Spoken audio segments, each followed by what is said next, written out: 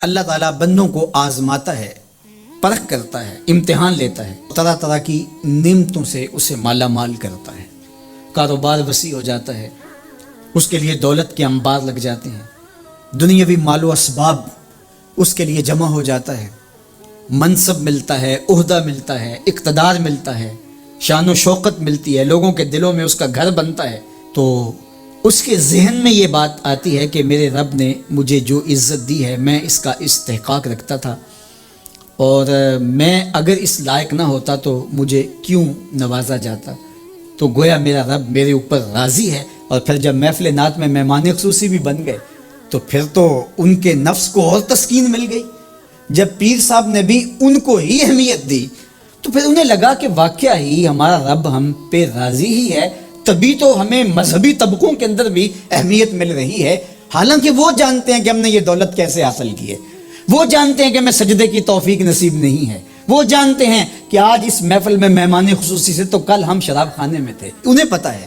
لیکن اس کی طرف توجہ نہیں جاتی، سوچتے نہیں ہیں، بلکہ وہ یہ سمجھتے ہیں کہ ہمیں یہ جو عزت مل رہی ہے یہ اللہ تعالیٰ کی طرف سے ہماری کسی قبولیت کی وجہ سے یہ عزت ہے، حالانکہ یہ ان کی آزمائش تھی، ان کا امتحان تھا۔ دوسری بات، وَأَمَّا إِذَا مَبْتَلَاهُ، اور جب اللہ اس کو آزماتا ہے، فَقَدَرَ عَلَيْهِ رِزْقَهُ، اور اس کے رزق کو تنگ کرتا ہے، اس کو آزمائش کی بھٹی میں ڈالتا ہے، فَيَقُولُ رَبِّي أَهَانَنِ،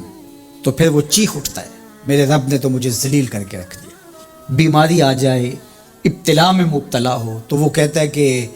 میرا رب مجھ سے ناراض ہو گئے، تو یہ انسان کی کج فکری، ایسا نہیں ہے۔ کسی شخص کو دولت کا دیا جانا یہ اللہ کی رضا کی دلیل نہیں ہے، اور کسی شخص کو غربت کے امتحان میں ڈالا جانا یہ اللہ کی ناراضگی کی دلیل نہیں ہے۔ حضرت امام راضی نے لکھا ہے کہ مکے سے لے کر طائف تک 70 ایسے نبیوں کی قبریں ہیں جن کی وفات صرف بھوک کی وجہ سے ہوئی ہے، تکلیفوں میں، آزمائشوں میں، امتحانوں میں، ابتلاؤں میں اس کے بندے رہے ہیں۔ میرے اور آپ کے آقا و مولا حضور ختمی المرتبت کے گھر میں کبھی برابر چولہا نہیں جلتا تھا، کبھی کھانے کے لیے کچھ میسر نہیں ہوتا تھا، پانی پی کے اور کھجور کھا کے گزارا ہوتا تھا، تو یہ تو کوئی دلیل نہیں ہے۔ اللہ کی رضا کی دلیل کیا ہے؟ نیکی کی توفیق مل جانا، اور اللہ کی ناراضگی کی دلیل کیا ہے؟ کسی شخص کا گناہ پہ دلیر ہو جانا۔ کوئی بندہ گناہ پہ دلیر ہے اور معصیت، نافرمانیاں، اللہ کے حکموں کو توڑنا اس کا مزاج ہے، تو سمجھو اللہ اس سے ناراض ہے۔ اور اگر کسی کو اللہ نے سجدے کی توفیق دی ہے، کسی کو اللہ نے اپنے راستے میں خلوص کے ساتھ خرچ کرنے کی توفیقات عطا کی ہیں، حلال حرام کی تمیز اس کو عطا کر دی گئی ہے، تو پھر سمجھ لو کہ اللہ اس پہ راضی ہے۔ باقی رہی بات کہ کسی کو دولت کا زیادہ دیا جانا، کسی کو کم دیا جانا، تو یہ آزمائش ہے۔